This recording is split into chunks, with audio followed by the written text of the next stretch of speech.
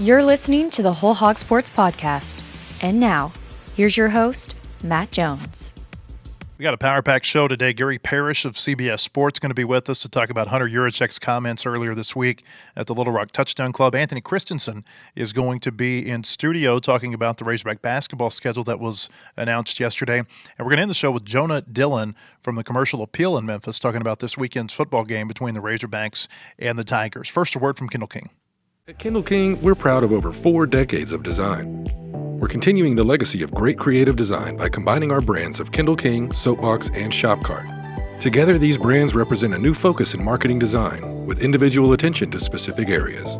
Through our design expertise supported by a team of talented professionals, we showcase our best. We are Kendall King, we are Soapbox, we are Shopcart, we are design. The headline is Arkansas AD Hunter Yurachek frustrated with state of recruiting, suggests breaking rules might be needed. The columnist at CBSSports.com is Gary Parrish, and he joins us. Gary, when you heard Hunter Yurachek's comments at the Little Rock Touchdown Club earlier this week, what were your thoughts? Just that, not that I'm a psychic, but I kind of predicted we were going to end up in this spot. It was interesting as the House settlement was taking effect and, as some described it, reshaping college athletics, I was just always skeptical that this was actually going to fix the problems. I was more of the opinion it was going to just create different problems. We were going to trade in one set of issues for another. And as we sit here, like I wrote, less than 3 months later, that is crystal clear true. And among the biggest pieces of evidence to it is that an SEC athletic director earlier this week very publicly suggested that he doesn't believe some of his competitors are following the rules, and it has, at least the rules as he understands them, and it has led to him wondering out loud, again, in a very public way, if it's time for his university to start doing things he's not comfortable with and things he doesn't even think they're supposed to be doing. But if nobody's getting caught, nobody seems to care, and everybody else is doing it, then we are at a competitive disadvantage if we're the ones driving, to borrow his analogy, 55 while everybody else is going 65. So I'm not surprised that we got here, was a little surprised to see an athletic director talk about it so publicly. But more than anything, it's just a reminder that everything we thought the House settlement was going to fix, it's not going to actually fix anything. It's just going to give us new problems to talk about. So now here we are.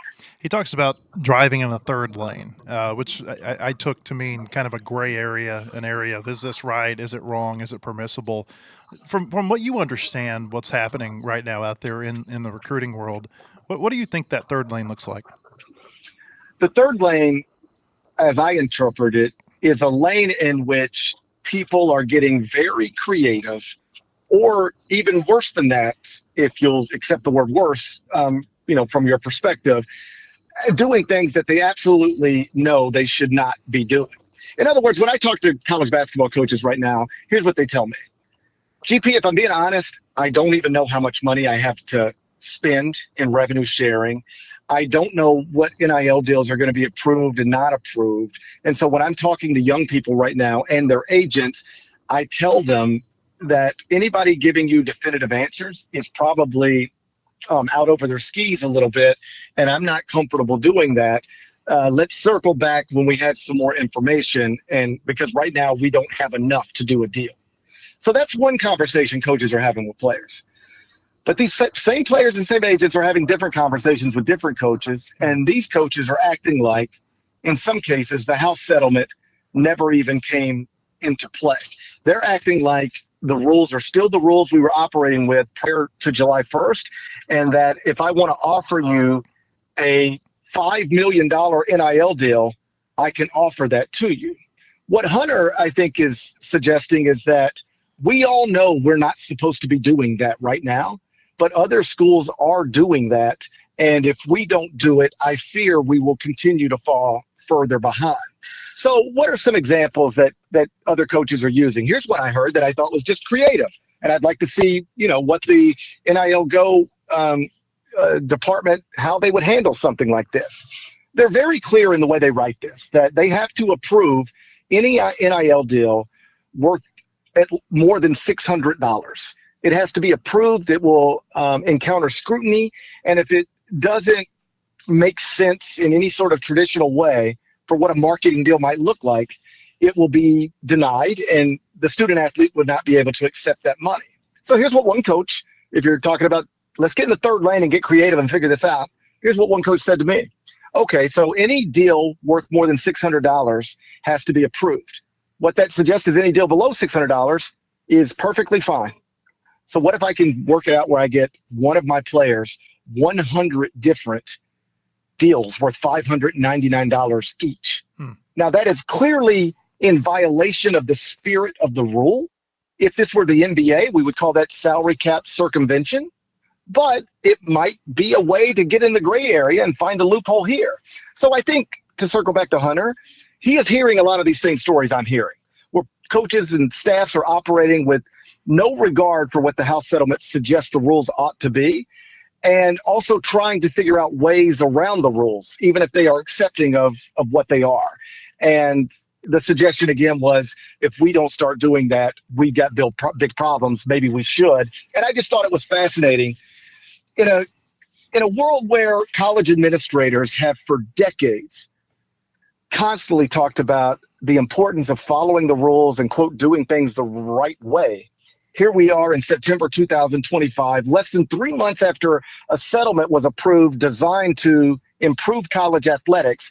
And we quite literally have a power conference athletic director saying, I don't know that my school can win if we follow the rules because nobody else seems to be doing it. That's a really interesting place to be, and an indication that we're not in a good place. I've sat on that stage with Hunter before at these luncheons and asked him the questions, and I've always gotten the feeling that he likes to use these to maybe create a bigger discussion, to get people talking about something to where maybe something does change.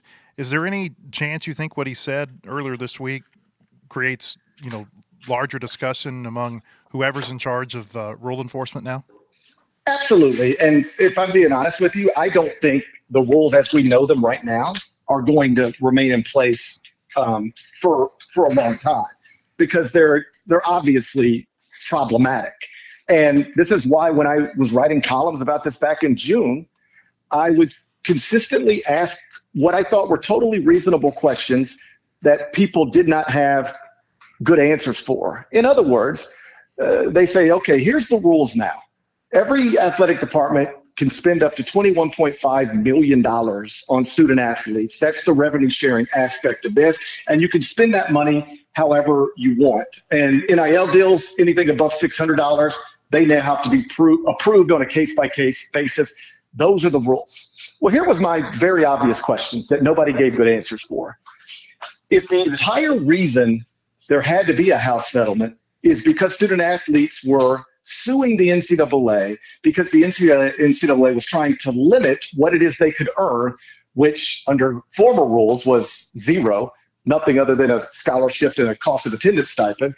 If we had to end up in courts and settle lawsuits for ungodly amounts of money because the NCAA was trying to limit what student athletes could make, how are we not going to end up at the exact same place when the NCAA or this new entity tries to limit what student athletes can make?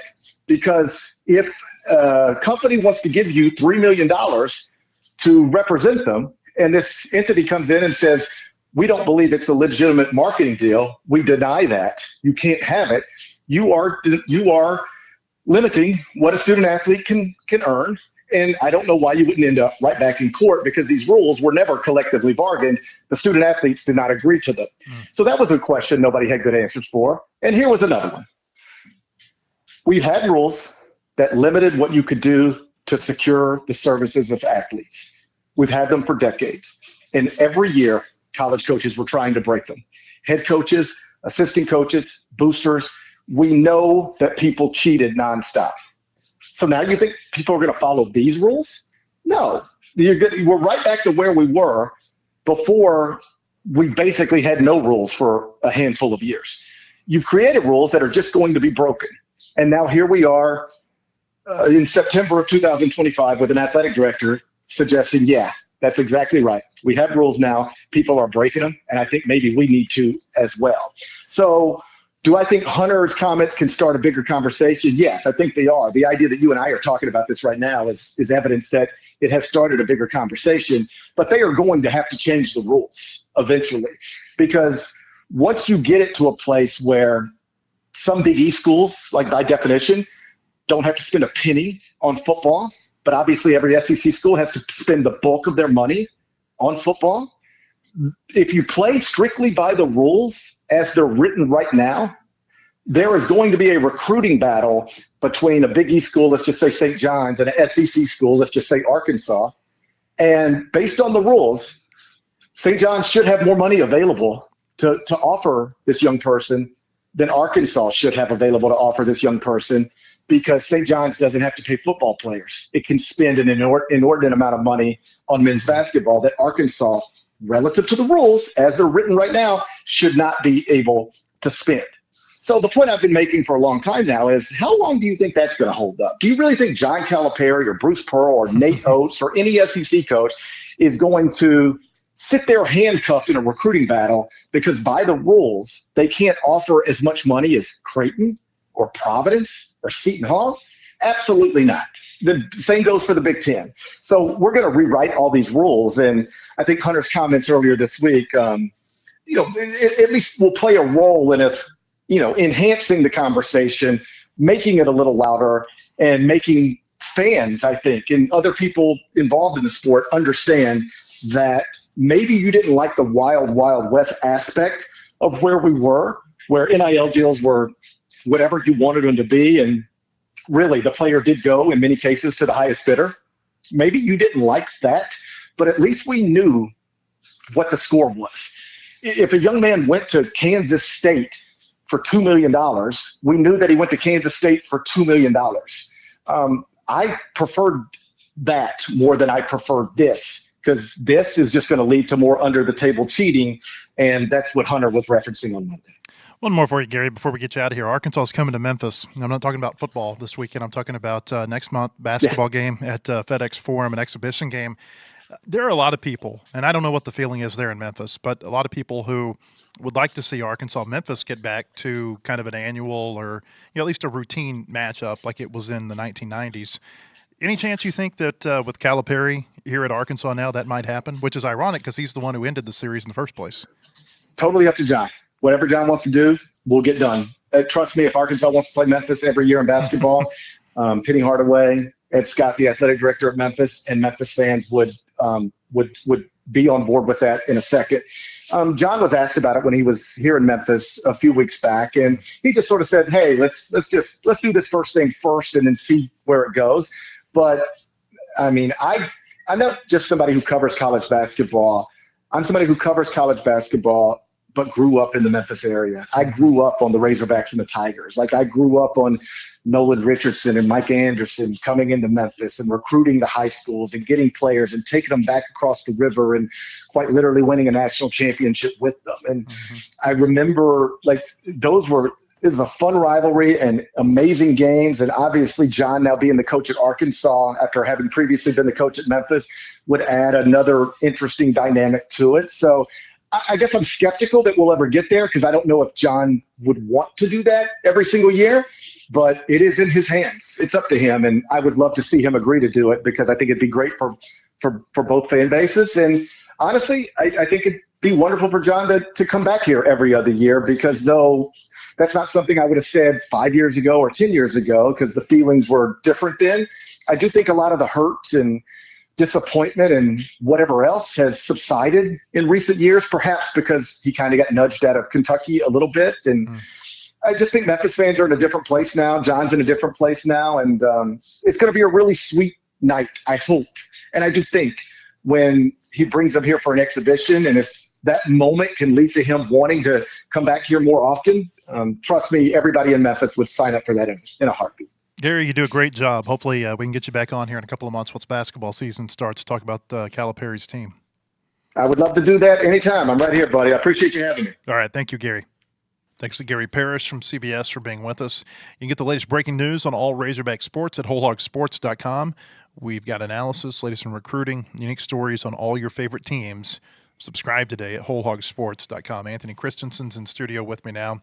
We'll continue our basketball conversation because the Razorback basketball schedule dropped yesterday. We knew all of the non-conference games. We'd found those out through various reports, contracts that we've uncovered. The big news yesterday, was that Arkansas is going to play, the new news, that Arkansas is going to play Cincinnati in an exhibition game on October 24th. That's going to be a nighttime exhibition on a Friday night. And then the next day, there's going to be an early football game on campus against Auburn. So kind of like the KU deal last year. Mm-hmm. Yep, going to have to get your coffee ready, I think. Because the late basketball, early football transition is hard for me personally. But I digress. It'll be a good litmus test, I think. I mean, Cincinnati obviously is a Big 12 program, and coming off of a disappointing season, Cincinnati was really expected to be something last year, and it just wasn't. To be quite frank, they had a roster that was largely, carried over from the season before, in which Cincinnati made the NIT. And then they finished 19-16 and missed postseason altogether. And I mean, I'm sure they could have gone to the NIT again, but they probably rejected the invitation. But yeah, now it's kind of show and tell. And for Wes Miller there, I think this is a big year for him as a coach at Cincinnati. How much or how hot is that seat going to be? I think everybody kind of going into the season knows that to some degree it's at least warm. So it'll be a good litmus test, I think, for both teams. Arkansas coming into this game, going straight into it with another power conference team and a capable power conference team. I mean, you got guys like Day Thomas on the other side, Jalen Celestine, I believe I'm pronouncing that correctly, Sincere Harris, etc. Capable players. Kirk Kriesa, who transferred over from Kentucky. Right off the bat, going straight into it. In your first game. I know it's an exhibition; it doesn't count, but it'll be a good test, I think, for both sides. And I know I'm an Arkansas reporter, but I'm kind of more interested, not more interested, but you know what I mean. I'm interested to see, Cincinnati kind of coming into a year in which it really needs to do something in order to, show the signs of life in the program and show that Wes Miller is still, the guy for that job. I was looking up there to see if the John Calipari bobblehead that we've added back here to the shelf was agreeing with you. Oh, yeah, there he is. Yeah, he wasn't moving. He's making fun of my hair. We've added several bobbleheads in here. We've got Coach Cal, got Eric Musselman, John McDonald back there, Gary Blair, Courtney Deifel over my shoulder. I think we got Norm DeBryan, Andrew Benintendi, Kevin Copps. So we're trying to see how many That's of good these memory there. You got them, I think you got them in order. Did I? I think so. Okay. Did you say Benintendi or Copps first? I don't remember. Oh, okay, well, neither do I. I don't remember. Benintendi played before Copps. I know that. Well. But we're trying to see how many different bobbleheads we can find with Fayetteville ties here. Maybe I should get my own bobblehead. Yeah. Oh, we got the Lou Holtstall back up there too. Oh yeah, the one that much to Sydney's chagrin. I don't think she likes the Lou Holtstall. If I woke up and I saw that thing looking at me, I'd be. The only thing we're missing is it used to have glasses. I don't know where the glasses went on him, but he's still got the sweater, the plaid pants. He's rocking up there. So here's the schedule. If you haven't seen it, I'll just read it for you. Of course, they're going to play, as we talked with Gary Parrish about, they're going to play Memphis over at FedEx Forum in an exhibition game. That'll be fun. On October 27th. The regular season begins on November 3rd. That's a Monday against Southern. That's the first night they can play a game. That'll be at Bud Walton. That Saturday, November 8th, they'll go to Michigan State. They'll come back to Bud Walton. They'll play several games in a row on campus. November 11th against UCA, November 14th against Samford, November 18th against Winthrop, and November 21st against Jackson State. Then you get into the games that people really are talking about. Thanksgiving against Duke at United Center in Chicago. They come back to Bud Walton. They'll play December 3rd against Louisville as part of the SEC ACC Challenge. December 6th, that's a Saturday. They will go down to North Little Rock to take on Fresno State. December 13th, that's a Saturday. Texas Tech in Dallas at American Airlines Center. They'll come back to Fayetteville. December 16th against Queens at Bud Walton. December 20th, another Saturday. You see a pattern here. A lot of Saturdays in December. They're going to be at neutral sites. They'll take on Houston in Newark, New Jersey at the Prudential Center. That's where the New Jersey Devils hockey team plays. Nothing says Southwest Conference like Arkansas and Houston in New York in December, but that's what's going to happen. And then December 29th, James Madison will be the last non-conference opponent. That'll be on a Monday at Bud Walton, and then they will start SEC play that weekend with Tennessee and Fayetteville. Yeah, it's a good schedule. It's a fun schedule, I think. When you count the SEC play as well, Arkansas is going to be playing against each of last season's Elite Eight, so it's going to be there's a lot of good teams on the schedule, even those who didn't make the Elite Eight last year. Louisville made the tournament. There's a lot of hype around James Madison and as a mid-major. That's a fun game as well. Just for I'm sure for John Calipari, because Preston. That's where Vanderbilt's coach had come from, right? Yes, yeah, that's where Mark Byington went to Vanderbilt from there. But also Preston Spradlin, the current coach there, is a member of the John Calipari coaching tree. He worked for him at Kentucky, if I'm not mistaken. So that'll be a fun one. Queens is a first year full-time Division I member. And won 20 games last year. Obviously everybody's going to be looking at, Duke and Louisville and Michigan State on the road will be a lot of fun going up to the Izzone, and Houston's obviously probably. I'm probably willing to bet at this point that Houston's going to be the preseason number 1 team in the country in the AP poll. I'm personally right now leaning towards putting Houston at number 1 or Purdue at number 1, excuse me, but I obviously understand why it's going to be Houston. But you got Duke, Louisville, Houston, Michigan State, all these very good teams. They're going to be Texas Tech. How could I gloss over that one? But there's a lot to like, and then even some of these bye games. Obviously, I mentioned James Madison and Queens, but you've got Samford. That's very good. Lenny Acuff is the coach there now. He coached Lipscomb last year, got them to the tournament, and now takes over at Samford for Bucky McMillan. Bucky McMillan now at Texas A&M. So Samford should be good. They like playing against Lenny Acuff, it seems. So he's a good coach. They've got Central Arkansas again, UCA. I'm intrigued to see what they are in year 2 under John Schulman. Southern won the regular season SWAC title last year, and there's a lot to like about Winthrop and Jackson State. I'm not sure that those teams are going to be atop their respective conferences, but. There's a lot to like about this schedule, and should be one that gets them ready for SEC play. And I think it tells you that the coaching staff is confident about where this team is. I want to say something here. The AP football poll has come under attack in the last week over people not paying enough attention. Anthony is our AP basketball voter, and if you can't tell, the guy pays attention. It's a little bit different for basketball because you do get to see. Yeah, it's like it's throughout the day. And football, and then it's throughout the week as well. Football, you might get a Thursday night or a Friday night game where you get to see a ranked team or a team that you think might ought to be ranked. But it is harder because everybody's playing on Saturday. Mm-hmm. In basketball, you get to see a lot more. Yeah, throughout teams. the week, and basketball games on average don't take up as much time as football games. So. I leave Bud Walton Arena, and then I go back to my apartment and I start watching more basketball. So, yeah. But I keep seeing all this AP poll vitriol online, and I'm like, man, I better not mess up a ballot this year. People are paying attention. But no, I update my personal top 25, my own personal top 50, every day throughout the season. So. Throughout the summer, too, I think. I've updated it quite a bit over the summer. I keep changing my minds. I've had St. John's up at 3, then down to 9, then back up to 5. It's like I can't. When does the AP basketball poll come out? The preseason poll? I believe it's the October 14th or 19th. Okay. So it's coming one soon. of those days. Yeah, I got the email, and then I tried to get onto the poll website, and it wasn't open yet because I wanted to make sure that I didn't forget to do it later. But no, it'll be relatively soon. Yes, I don't remember the exact date, but I'll be sure to get that on there, and I'm sure I'll write a 45,000 word explanation about why I voted the way I did. Ask somebody else to edit that, please. Don't want to edit that book.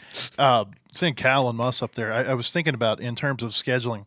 We're starting to get a feel for what Calipari's schedules look like, and they're different than Musselman's schedules. Musselman was real big on going to places like Maui and going to where did they go a couple of years ago? Atlantis. Atlantis. Yeah, Battle for Atlantis. Just before my time. Yeah. But, they that's where they get their opponents.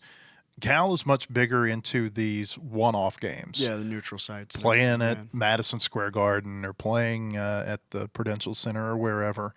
And the other thing that I noticed is that it seems like Calipari is much more willing to schedule like the brand name power conference opponents. Mm-hmm. The Texas Techs, the Michigan States. They're supposed to play Baylor this year. Baylor backed out.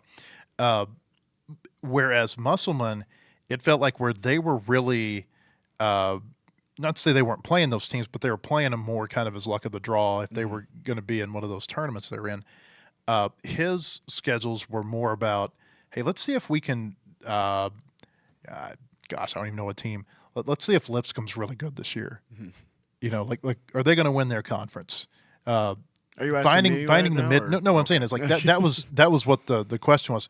Finding those teams that they felt were going to compete really well in a mid-major conference and that would look good on the resume, that would probably be a win, but would look good on the resume once March or Selection Sunday rolled around. For the record, I think Lipscomb might struggle a little bit with how late Lenny Acuff left. Stop. But Just stop. No, I would agree with you there. I think it's it's a good schedule, like we mentioned. I think there's a lot to be excited about, and I think it's a schedule that I think it gets you ready for SEC play, or at least that's obviously going to be the hope with any non-conference schedule. But I now that I remember, I never got to cover a single Eric Musselman non-conference game, so it's a little hard for me to like compare and contrast just because it was a little bit before my time. But with regard to this schedule, there's a lot to like, and I know John Calipari is not a huge fan of going to say Maui or Atlantis or wherever it may be for those MTEs, which they are scheduled to go to Maui for now. Stay in Maui, please, in 2027. Please, do you know? For now, man, when writing that they're backing out of Maui story is going to hurt my soul. If they do, we don't know. We don't know that they're going to. But Calipari, for those who don't know, Calipari has been on record when he was at Kentucky saying he did not like the Maui Invitational. Not that he didn't like the tournament, but didn't like what the travel did to the team at that point in the season. I'm just saying, I think it's worth it for me personally. I mean, they never. I think after like 2010, they never played in any type of early season event again. Here you go, ruining my hopes. And come on, we'll see. Come on, just let me dream. We'll see if they hang in there. All right, you can. I was just gonna say, no, it's a fun schedule. I think it's especially those exhibitions. Cincinnati, Memphis. I know Memphis isn't a power conference team, but it operates on a power conference level if we're being fully honest with ourselves, especially on the men's basketball side. But it's a good schedule, even including those exhibitions. So I'm excited to see how it all comes together. I like the fact that the exhibition games now are, number one, they're televised, but number two, that they are quality enough that TV wants to pick them up. Yeah, absolutely. They're not playing East Central Oklahoma State anymore, and only their radio station. Let's respect. There was a game. there was an exhibition game. It's been 4 or 5 years ago, where they came over. They played Arkansas. Arkansas didn't have it on radio because I think there was a football game that weekend, so it would have been a really tough turnaround.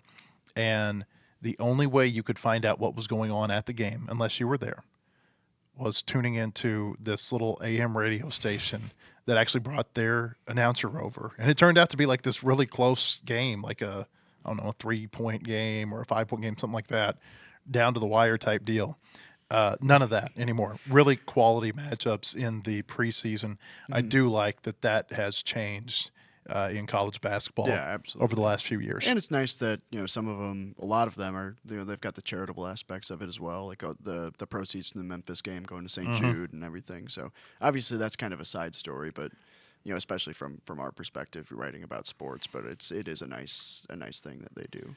And you can read Anthony's basketball coverage at our website, wholehogsports.com. When we come back, Jonah Dylan from the Memphis Commercial Appeal will join us to talk about this weekend's football game. But first, a word from Kendall King.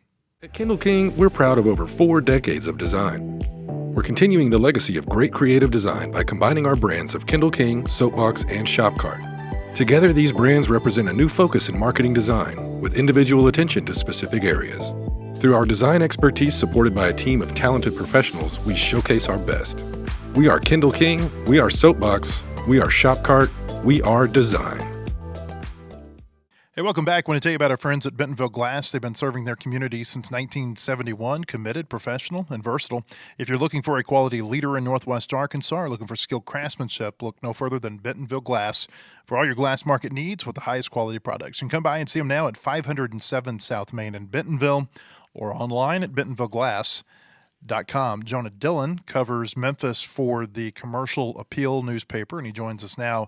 Jonah, what's the feeling over there for this weekend's game? Yeah, people are really excited. I mean, this is the first Power Conference opponent Memphis has hosted since 2021. And anytime Memphis gets to play a Power Conference opponent, it's a big deal. Obviously, being at home is a whole other level.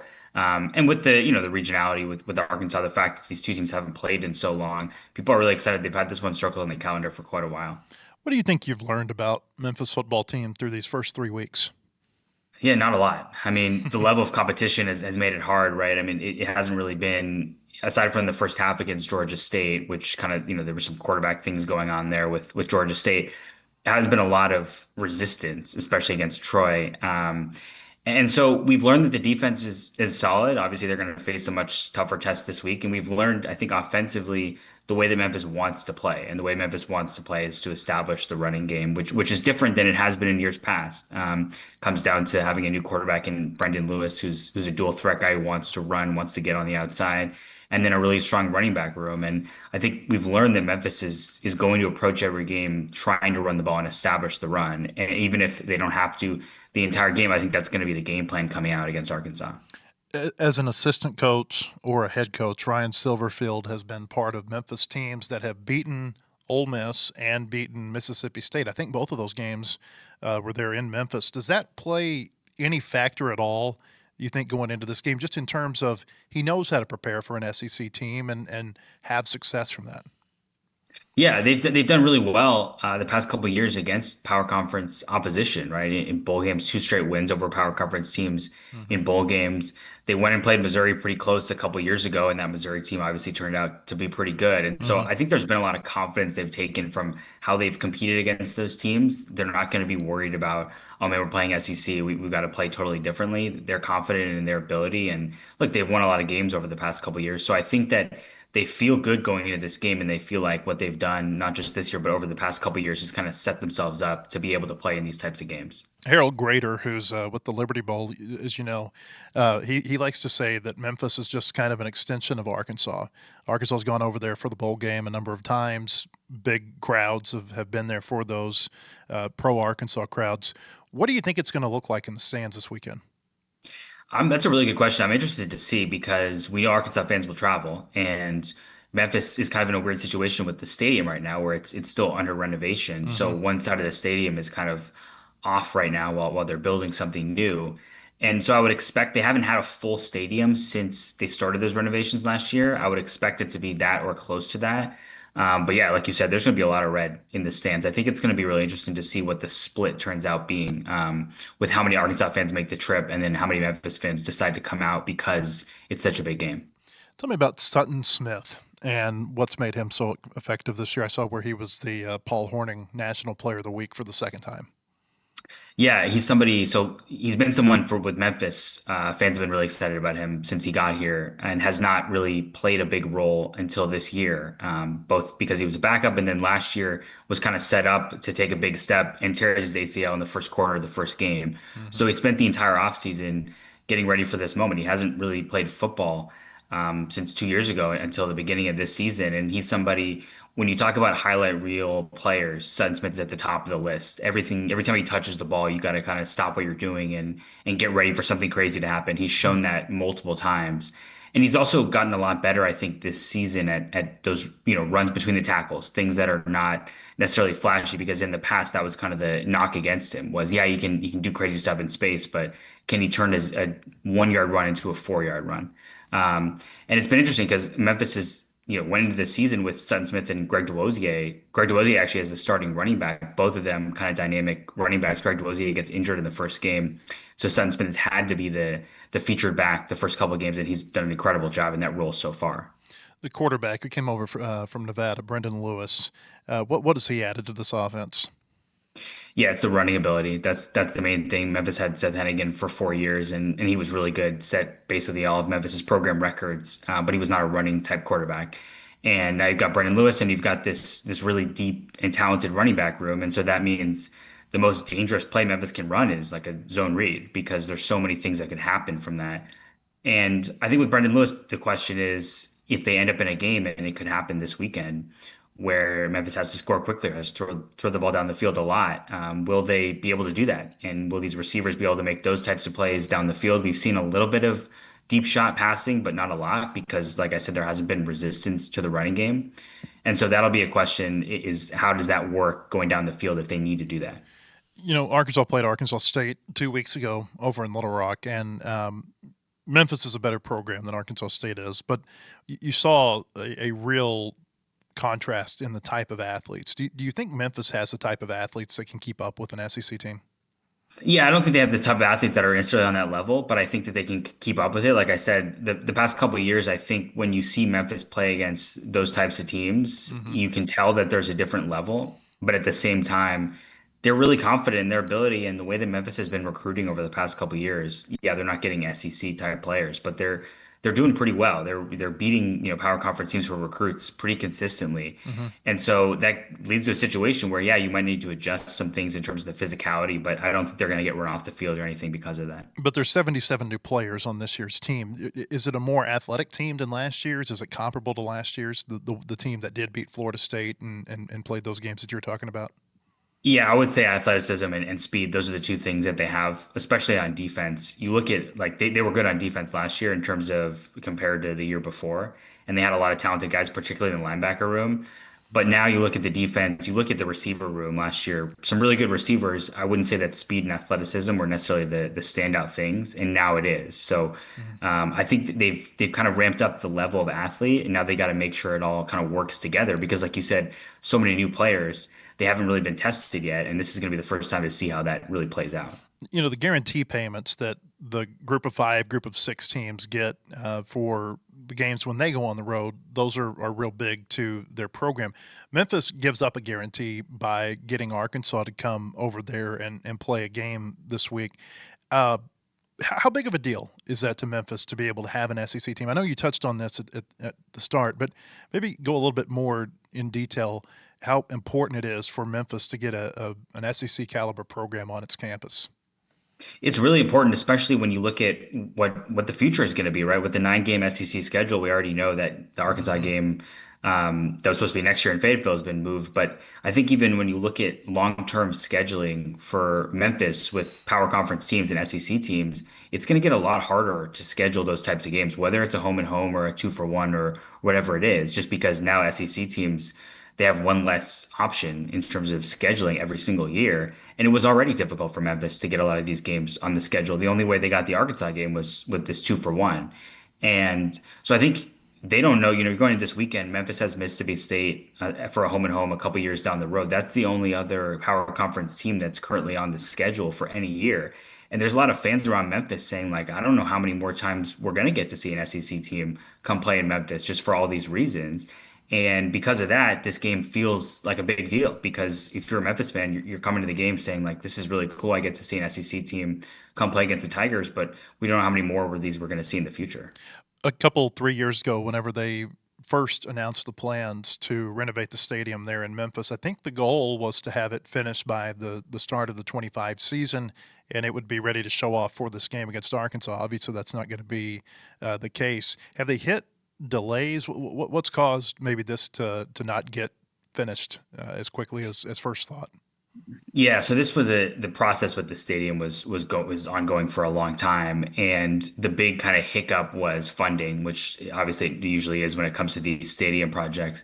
And when they had originally hoped to start construction, they hadn't even figured out the funding by that point. They didn't get this all kind of finalized until right at the end of 2023 when they had hoped to have shovels in the ground like the week that the deal was being made.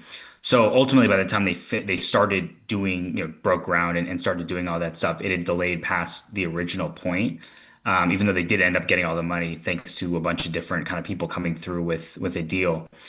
And they knew when they started construction that this game, that it wouldn't be done by this game, which obviously you would think if it was a full stadium and everything was done, they would be close, maybe not fill the stadium, but they'd be close because they would, a lot of Arkansas fans obviously would want to travel. And you're talking about a capacity at that point in the 40,000s. And if you've watched Memphis play over the past couple of years, it's not often that we see a full stadium at Simmons Bank Liberty Stadium. So that would have been a big deal. I think we'll see a full stadium on Saturday, but obviously it won't be at full capacity because of the renovations. So yeah, it's kind of a weird situation. They didn't want to give up the game. They didn't want to move it, which Hunter Yurachek had suggested at one point. And so here they are. It's going to be an interesting atmosphere. I've always thought the football makeup of Memphis, and I'm talking about the city of Memphis, has been interesting. Like, many years ago, Ron Higgins covered SEC football from Memphis, which I thought told you kind of how much of a melting pot that city was. Kind of for people who don't live there, explain all of the teams, because it seems like Memphis is very much a split town in terms of which teams it sports. Yeah, because it's really interesting. As Memphis is right in the middle of SEC country, right? And obviously, there's a lot of different people in Memphis who are fans of different programs. Ole Miss is the closest one, but obviously, University of Tennessee has a campus here, and so there's a lot of Tennessee fans in Memphis, a lot of Arkansas fans, I would say, and you end up with this kind of juxtaposition of you could go to a bar and have half people rooting for Mississippi State, half people rooting for Tennessee, whatever it is. And then you've got Memphis fans who hate all those fans. They're anti pretty much every SEC school, especially the ones that are close.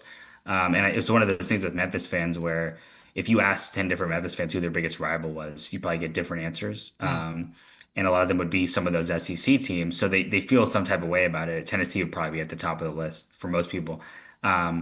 But that's another example of Memphis fans would love to play Tennessee in a football game, but it's not happening. And so those are the types of things where it becomes an interesting dynamic of you got people who are fans of these SEC teams, then you've got Memphis fans who are obviously against them, but some of these schools are, they're really close. You can drive to games at all these different SEC schools. So it's a really interesting dynamic. Jonah, good stuff. Nice talking to you, and hope to see you this weekend. Yeah, thanks for having me. All right. Jonah Dylan of the Memphis Commercial Appeal. Appreciate him being here. And we appreciate all of you being on the show with us today. Hope that we see you again on our show tomorrow or at our website, wholehogsports.com. Have a great day, everybody.